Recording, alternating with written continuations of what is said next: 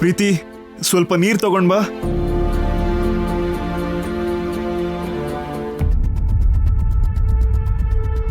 ಫ್ರಿಜ್ಜಲ್ಲಿ ಇದೆ, ಹೋಗಿ ತಗೋಬೋದಲ್ವಾ?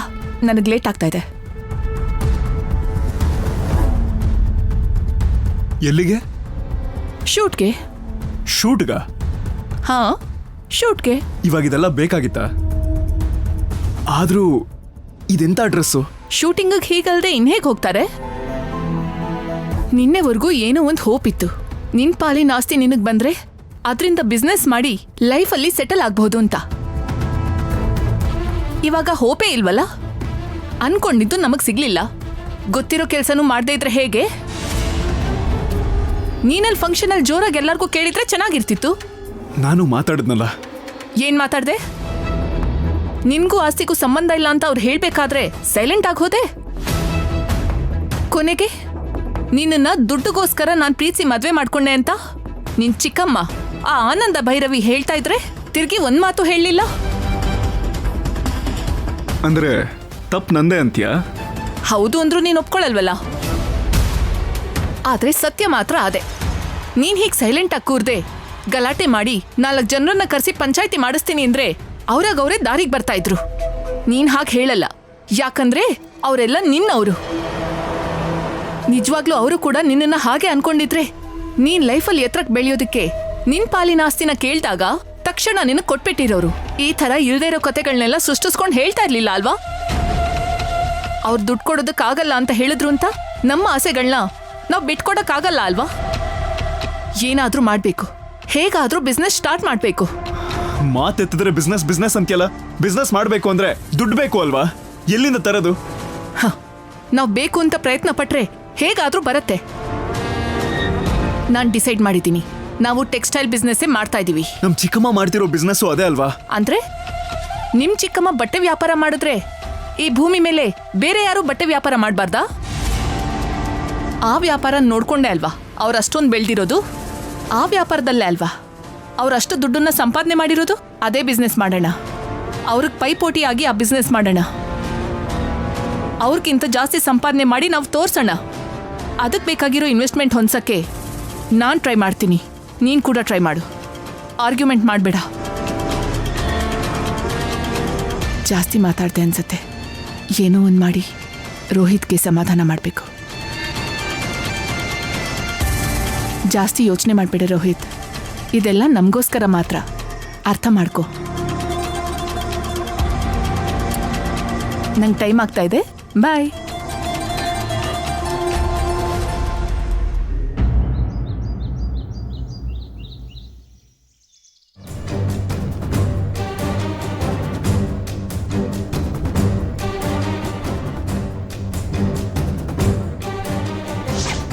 ಆದ್ರೂ ನಾನಿವಾಗ ಏನೇ ಮಾತಾಡಿದ್ರು ನಿಮ್ಗೆ ಯಾರಿಗೂ ಅರ್ಥ ಆಗಲ್ಲ. ಯಾಕಂದ್ರೆ ನೀವೆಲ್ಲರೂ ಆನಂದ ಅನ್ನೋ ಭ್ರಮೆನಲ್ಲಿದ್ದೀರಾ. ನಿಮ್ಮ ಈ ದೊಡ್ಡ ಮನೆತನ ಎಷ್ಟು ಕಾಲ ಜೊತೆಗಿರತ್ತೆ ಅಂತ ನಾನು ನೋಡ್ತೀನಿ.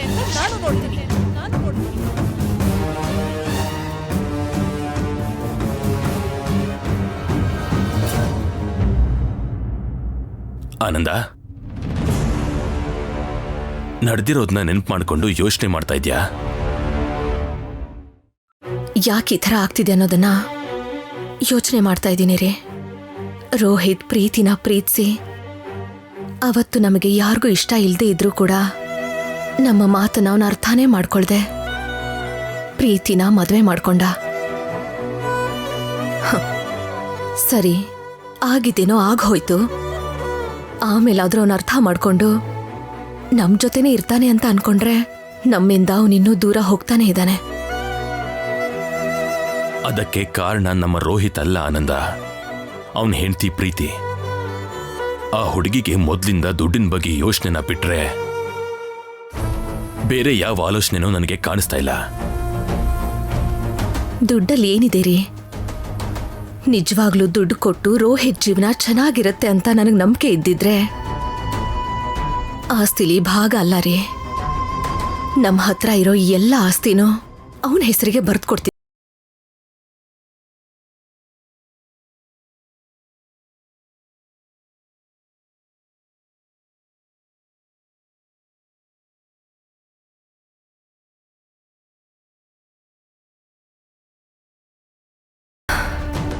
ಅವನಿಗೆ ಸಾಮರ್ಥ್ಯ ಇದೆ.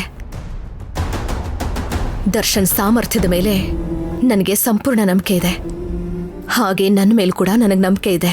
ಈ ವಿಷಯದಲ್ಲಿ ಯಾರಿಗೂ ಯಾವ ಥರ ಅನುಮಾನನೂ ಇಲ್ಲ ಆನಂದ. ಪಾತಾಳಕ್ಕೆ ಬಿದ್ದೋದ್ರೂ ನಮ್ಮ ಕುಟುಂಬದ ಪರಿಸ್ಥಿತಿನ ನಿನ್ನ ಹೆಗಲ ಮೇಲೆ ಹೊತ್ಕೊಂಡು ಆಕಾಶಕ್ಕೂ ಮೀರಿ ಅದನ್ನ ತಗೊಂಬಂದು ಕೊಟ್ಟಿದ್ಯಾ. ಕಷ್ಟಪಡದೆ ಬಿಟ್ಟಿಯಾಗಿ ಸಿಕ್ಕಿರೋ ದುಡ್ಡಿಂದ ಯಾರೂ ಸಕ್ಸಸ್ ಪಡೆಯೋಕ್ ಸಾಧ್ಯ ಇಲ್ಲ. ಯಾಕೆಂದ್ರೆ ಅವ್ರಿಗೆ ದುಡ್ಡಿನ ಬೆಲೆನೇ ಗೊತ್ತಿರಲ್ಲ. ಹಾಗಂತ ನಾನು ನೀನು ಅನ್ಕೋತಾ ಇದ್ದೀವಿ. ಅದವ್ರಿಗೆ ಅರ್ಥ ಆಗ್ತಾ ಇಲ್ಲ. ಏನಾದ್ರೂ ಒಂದು ಬಿಸ್ನೆಸ್ ಇಡಬೇಕು, ಅರ್ಜೆಂಟಾಗಿ ಸಕ್ಸಸ್ ಬಂದ್ಬಿಡ್ಬೇಕು. ಅದೇ ಪ್ರೀತಿಗಿರೋ ಆಲೋಚನೆ.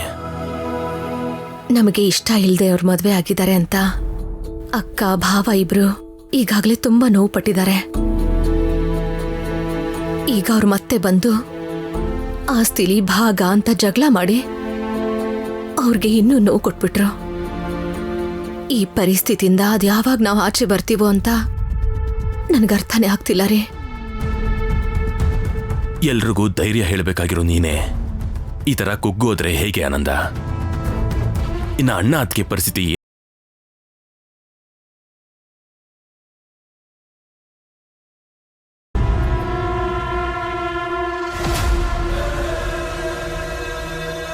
ಚಿಕ್ಕತ್ತೆ ಹೇಳ್ತಾ ಇದ್ದಾರಲ್ವಾ ರೋಹಿತ್ ನಮ್ ವಾರಸ್ತಾರ ಅಂತ. ಹಾಗಿರುವಾಗ ಅವನ್ ಪಾಲನ ಅವನು ಕೊಡೋದ್ರಲ್ಲಿ ನಿಮ್ಗೇನ್ ನಷ್ಟ ಆಗತ್ತೆ? ನಿಮ್ಮ ಈ ದೊಡ್ಡ ಮನೆತನ ಎಷ್ಟು ಕಾಲ ಜೊತೆಗಿರತ್ತೆ ಅಂತ ನಾನು ನೋಡ್ತೀನಿ.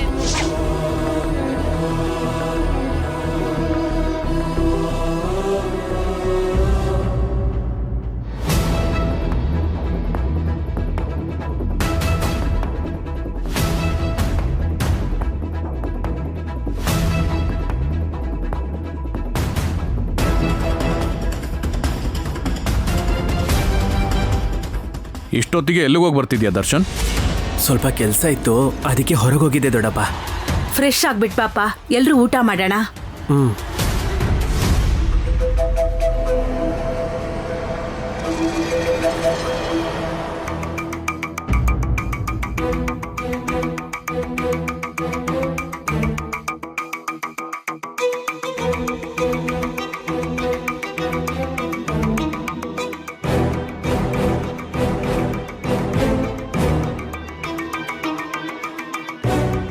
ಏನ್ರಿ, ಭೈರವಿ ಬರ್ತಿದ್ದಾಳೆ ಮಾಮೂಲಾಗಿರಿ. ನಾವು ನೋವು ಪಡ್ತಿದ್ವಿ ಅಂತ ಗೊತ್ತಾದ್ರೆ ಅವಳಿಗಿನ್ನೂ ಜಾಸ್ತಿ ನೋವಾಗತ್ತೆ.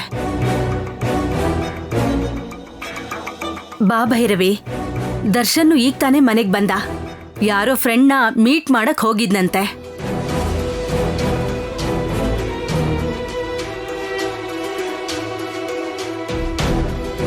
ಕಣ್ಣು ರೆಪ್ಪೆಗಳು ಕಣ್ಣೀರನ್ನ ಆಚೆ ಬರ್ದಿರೋ ಹಾಗೆ ತಡಿತಾ ಇದೆ. ಆದ್ರೆ ನೀನು ಒಳಗಡೆ ಪಡ್ತಾ ಇರೋ ನೋವನ್ನ ಅದಕ್ಕೆ ತಡಿಯಕ್ಕಾಗ್ತಾ ಇಲ್ಲ ಅಕ್ಕ.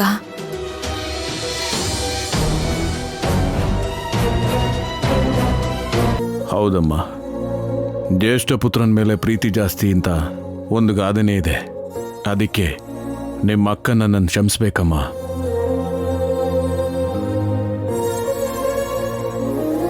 ನೀನ್ ಯಾಕೆ ಕ್ಷಮೆ ಕೇಳ್ತಾ ಇದ್ಯಾ ಅಣ್ಣ? ಮಾಡಿರೋ ತಪ್ಪನ್ನ ತಿದ್ಕೊಳಕ್ಕಾಗಲ್ಲ ಕಣೋ. ಆದರೆ ತಪ್ಪನ್ನ ತಪ್ಪು ಅಂತ ಒಪ್ಕೊಳ್ಳೋದ್ರಲ್ಲಿ ನಾವೇನು ಚಿಕ್ಕವರು ಅಂತ ಅನಿಸ್ಕೊಳ್ಳಲ್ವಲ್ಲ. ಯಾವ ವಯಸ್ಸಲ್ಲಿ ಏನಾಗ್ಬೇಕೋ ಆ ವಯಸ್ಸಲ್ಲೇ ಅದು ಆಗ್ಬೇಕು ಅಂತಾರೆ.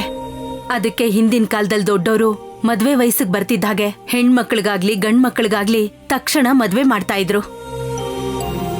ಅದಕ್ಕೆ ದೊಡ್ಡವ್ರನ್ನ ಎದುರಿಸೋದು, ಪ್ರೀತಿ ಪ್ರೇಮ ಅಂತ ಎಲ್ಲ ಹೇಳೋದು, ಆಗ ಅದೆಲ್ಲ ಇರ್ತಿರ್ಲಿಲ್ಲ. ರೋಹಿತ್ ವಿಷಯದಲ್ಲಿ ನಾವು ಮಾಡಿದ ತಪ್ಪದೆ. ನೀನ್ ಬೆಳೆಸಿ ಕಣ್ಣಿನ ರೆಪ್ಪೆ ಥರ ಕಾಪಾಡ್ಕೊಂಡು ಬಂದಿರೋ ಈ ಮನೆತನದ ಕುಟುಂಬದ ಮರ್ಯಾದೆನ ಅಪಹಾಸ್ಯ ಮಾಡಿದ್ನಮ್ಮ ಅವನು. ಅದಕ್ಕೆ ನಮ್ಮನ್ನ ಕ್ಷಮಿಸು ಅಂತ ಕೇಳ್ಕೊತಿದ್ದೀನಮ್ಮ.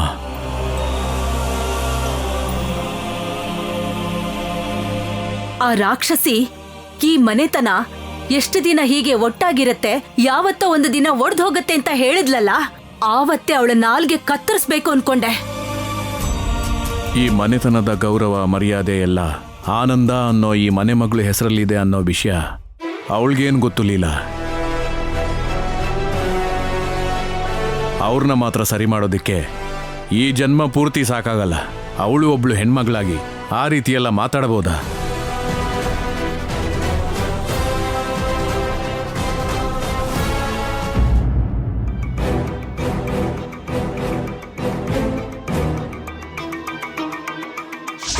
ಫಸ್ಟ್ ಡೇ ನಮ್ ವಿಷಯನ ನಿಮ್ಮ ಅಮ್ಮನ ಹತ್ರ ಹೇಳು. ಸೆಕೆಂಡ್ ಡೇ ಮುಹೂರ್ತ ಇಡೋಣ. Third day marriage.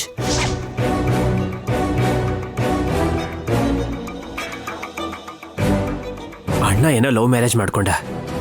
ಅವ್ನು ಖುಷಿಯಾಗಿ ಈ ಮನೇಲಿ ಇರ್ತಿದ್ದಿದ್ರೆ ಅವನನ್ನ ತೋರಿಸಿ ನಾನು ಲವ್ ಮ್ಯಾರೇಜ್ ಮಾಡ್ಕೋತೀನಿ ಅಂತ ಹೇಳಿ ಸಮೀರ ವಿಷಯನ ಹೇಳೋಣ ಅಂತ ಅನ್ಕೊಂಡೆ.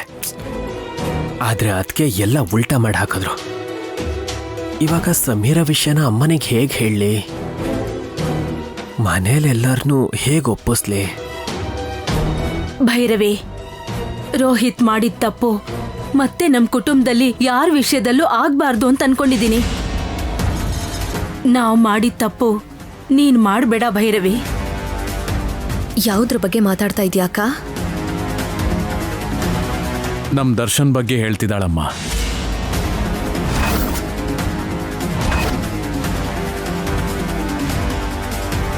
ಅಂದ್ರೆ ರೋಹಿತ್ ತರ ದರ್ಶನ್ ಕೂಡ ಯಾರನ್ನಾದ್ರೂ ಪ್ರೀತಿ ಮಾಡ್ತಿದ್ದಾನೆ ಅಂತನಾ? ಆ ಅವಕಾಶ ಅವನಿಗೆ ಕೊಡಬೇಡಿ ಅಂತ ಹೇಳ್ತಿದ್ದೀನಿ. ದರ್ಶನ್ ಅಣ್ಣ ಅಂತ ಕೆಲಸ ಎಲ್ಲ ಮಾಡಲ್ಲ. ಅಮ್ಮ ಹೇಳಿದನ್ನೇ ಮಾಡೋದು.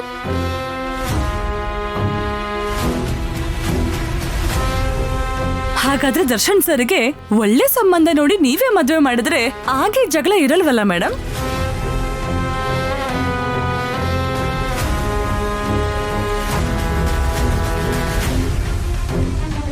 ನಾನು ಅದನ್ನೇ ಹೇಳ್ತಾ ಇರೋದು. ಅವನಿಗೆ ಬೆಲೆ ಕೊಟ್ಟು ನಿನ್ನ ಅಭಿಪ್ರಾಯನ ಗೌರವಿಸ್ತಾ ಈ ಮನೆತನಕ್ಕೆ ಇರೋ ಅಂಥ ಗೌರವನ, ನಿನ್ನ ನಂತರ ಅದನ್ನ ಕಾಪಾಡೋ ಶಕ್ತಿ ಇರೋ ಒಳ್ಳೆ ಹುಡುಗಿನ ದರ್ಶನ್ಗೆ ಮದ್ವೆ ಮಾಡಿಸಿದ್ರೆ ಚೆನ್ನಾಗಿರುತ್ತೆ ಭೈರವಿ. ಏನಂತೀಯಾ? ನೀವು ಹೇಳ್ತಾ ಇರೋದೇನೋ ಸರಿನೇ ಅಕ್ಕ. ಆದ್ರೆ ಇಷ್ಟು ಸಡನ್ ಆಗಿ ಮದ್ವೆ ಅಂದ್ರೆ ನನಗೆ ಈ ಮದ್ವೆ ಬೇಡ ಅಂತ ನಿನ್ನ ಮಾತು ಒಪ್ಪಲ್ಲ ಅಂತ ತಾನೆ? ಅವನ ಹತ್ರ ನಾನ್ ಮಾತಾಡ್ತೀನಿ, ಒಪ್ಪಿಸ್ಕೊಂಡೇ ಬರ್ತೀನಿ.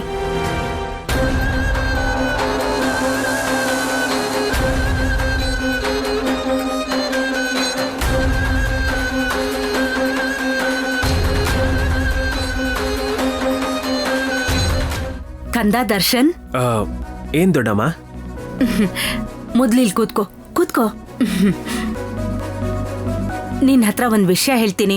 ಈ ದೊಡ್ಡಮ್ಮನ್ ಮೇಲೆ ನಿನಗೊಂದ್ ಚೂರಾದ್ರೂ ಮರ್ಯಾದೆ ಇದ್ರೆ ನನ್ ಮಾತಿಗೆ ಇಲ್ಲ ಅನ್ಬಾರ್ದು. ಇಲ್ ನೋಡು, ನನ್ ಮೇಲೆ ಆಣೆ. ಏನ್ ವಿಷಯ ದೊಡ್ಡಮ್ಮ? ನಿಮ್ಮಮ್ಮ ನಿನ್ಗೆ ಮದ್ವೆ ಮಾಡ್ಬೇಕು ಅಂತಿದ್ದಾಳೆ.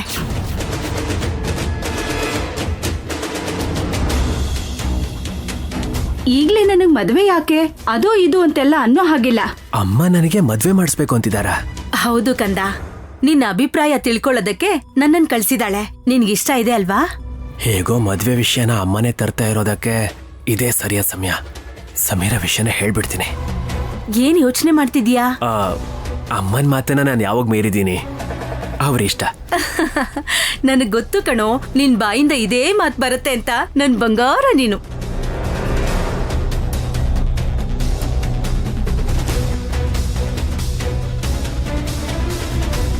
ಭೈರವಿ,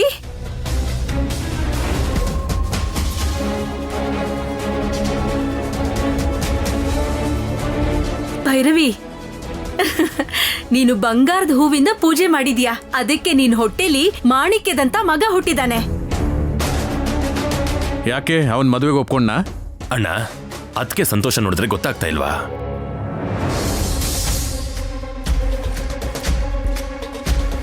ಅಂದ್ರೆ ಅವನು ಮದ್ವೆ ಮಾಡ್ಕೊ ಅಂತಂದಾಗ ಒಪ್ಕೊಂಡ್ಬಿಟ್ನಾಕ?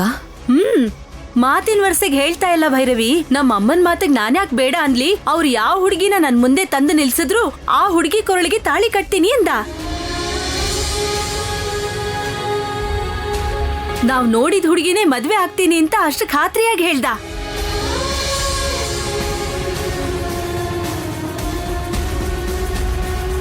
ಹೇಗಾದ್ರೂ ಮಾಡಿ ಇವತ್ತು ಸಮೀರ ವಿಷಯನ ಹೇಳ್ಬಿಡ್ಬೇಕು.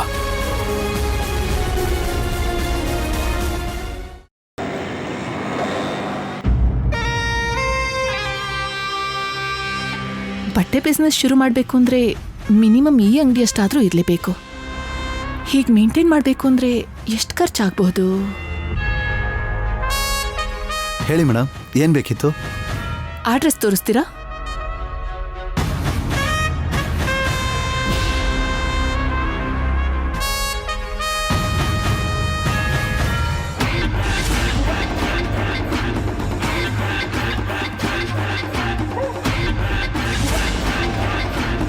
ಸಾರ್ಗೆ ಅರ್ಜೆಂಟಾಗಿ ಹೇಳ್ಬಿಡ್ಬೇಕು. ಸಾರ್, ಏನಾಯ್ತೋ? ಒಂದ್ ಸ್ವಲ್ಪ ಹೊರಗೆ ಬನ್ನಿ ಸಾರ್. ಏನಾಯ್ತು ಹೇಳು. ಅಯ್ಯೋ ಬನ್ನಿ ಸಾರ್, ಹೇಳ್ತೀನಿ. ಓ, ನಿನಗೆ ಸಿಕ್ಕಾಪಟ್ಟೆ ಹಾಟಕಣೋ ಸುಗ್ರೀವ, ನಡಿ. ಬನ್ನಿ ಸಾರ್. ಸಾರ್ ಬನ್ನಿ ಸಾರ್. ಅದೇನೋ ಸಾರ್, ಆ ಹುಡುಗಿ ಯಾರು ಗೊತ್ತಾ?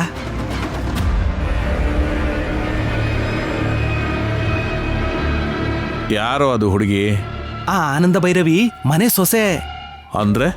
ಅದೇ ಸಾರ್, ಆನಂದ ಭೈರವಿ ಬಾವ ಕೋಟೇಶ್ವರ ರಾವ್ ಇದಾನಲ್ಲ. ಯಾರು? ಆ ಉರುಕ್ಲ ಮನುಷ್ಯನ? ಅವನ್ ಮಗನ ಹೆಂಡತಿ ಇವಳು.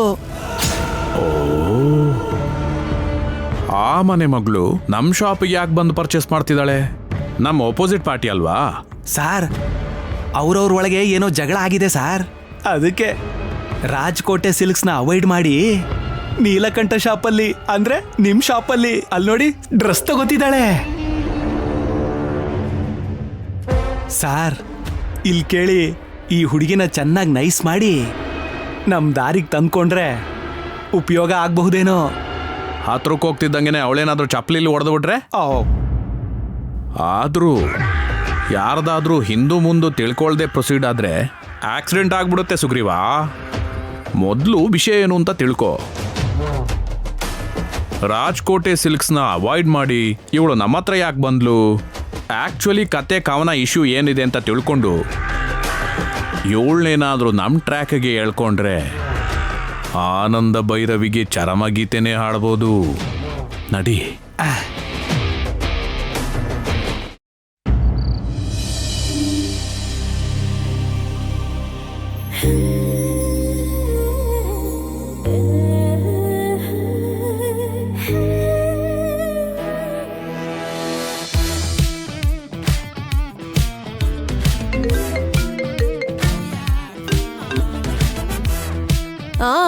ಯಾ ಇನ್ನ 10 or 15 minutes ಅಲ್ಲಿ ಹೊರಗೆ ಬರ್ತೀನಿ.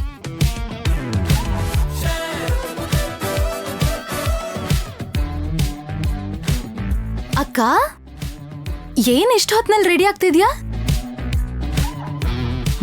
ಹೇಗಿದೆ? ಚೆನ್ನಾಗೇ ಇದೆ. ಓಕೆ, ನೀನು ಕೂಡ ಬೇಗ ರೆಡಿ ಆಗು, ಹೊರಗೆ ಹೋಗೋಣ. ಎಲ್ಲಿಗೆ? ನನ್ನ ಫ್ರೆಂಡ್ ಪಾರ್ಟಿ ಇದೆ, ಅಲ್ಲಿಗೆ ಹೋಗ್ತಾ ಇದೀವಿ. ನಿನ್ ಫ್ರೆಂಡ್ ಪಾರ್ಟಿಗೆ ನನ್ನನ್ನ ಯಾಕೆ ಕರೀತಿದ್ಯಾ? ಅಮ್ಮ ನನಗ್ ಪಾರ್ಟಿ ಕಳ್ಸ್ಬೇಕು ಅಂದ್ರೆ ನನ್ ಜೊತೆ ನೀನು ಕೂಡ ಬರ್ಬೇಕು. ಅವ್ರಿಗೆ ನಿನ್ ಮೇಲಿರೋ ನಂಬಿಕೆನೆ ಬೇರೆ, ನನ್ ಮೇಲಿರೋ ನಂಬಿಕೆನೆ ಬೇರೆ. ಅದ್ ಹಾಗಲ್ಲ ಅಕ್ಕ. ಅಂದ್ರೆ ಏನು? ಪಾರ್ಟಿಗೆ ನನ್ ಜೊತೆ ನೀನ್ ಬರೋದಿಲ್ವಾ? ನೀನ್ ನನ್ ಜೊತೆ ಪಾರ್ಟಿಗೆ ಬಂದಿಲ್ಲ ಅಂದ್ರೆ ಮನೆಯವರು ನನಗ್ ಪಾರ್ಟಿಗೆ ಬಿಡಲ್ಲ ಅಂತ ಬೆಟ್ ಮಾಡ್ತಾ ಇದ್ಯಾ? ಇವಾಗ ನಾನ್ ನಿನ್ನ ಹತ್ರ ಬೇಡ್ಕೋಬೇಕಾ? ನೀನ್ ನನ್ನ ಹತ್ರ ಬೇಡ್ಕೊಳ್ಳೋದು ಅಂದ್ರೆ ಏನಕ್ಕ? ಮತ್ತಿನ್ನೇನು, ಒಬ್ರು ಖುಷಿಗೋಸ್ಕರ ಚಿಕ್ಕ ಚಿಕ್ಕ ಸುಳ್ಳುಗಳನ್ನ ಹೇಳೋದ್ರಲ್ಲಿ ತಪ್ಪಿಲ್ಲ ಅಂತ ದೊಡ್ಡ ದೊಡ್ಡ ಬಿಲ್ಡಪ್ ಡೈಲಾಗ್ ಎಲ್ಲ ಹೇಳಿದ್ದೆ. ನನ್ ಖುಷಿಗೋಸ್ಕರ ನಮ್ಮಿಬ್ರಿಗೂ ಒಬ್ಳು ಕಾಮನ್ ಫ್ರೆಂಡು ನೀನ್ ಪಾರ್ಟಿಗೆ ಬರೋದಕ್ಕೆ ಇಷ್ಟ ಇಲ್ಲ ಅಂದ್ರೂ ಪರವಾಗಿಲ್ಲ, ನಾನ್ ಪಾರ್ಟಿಗೆ ಹೋಗಿಲ್ಲ ಅಂದ್ರೆ ನನ್ ಫ್ರೆಂಡ್ ತುಂಬಾನೇ ಬೇಜಾರ್ ಮಾಡ್ಕೋತಾಳೆ. ನಮ್ ಫ್ರೆಂಡ್ಶಿಪ್ ಹಾಳಾಗೋಗುತ್ತೆ ಅಂತ ಒಂದ್ ಸುಳ್ಳು ಹೇಳೋದಕ್ಕಾಗಲ್ವಾ?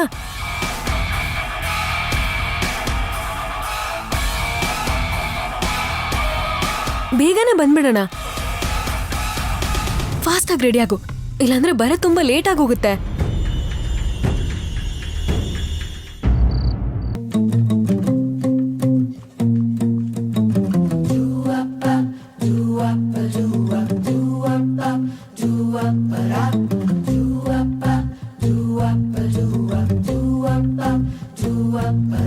ಹೋಗು, ಕೇಳು.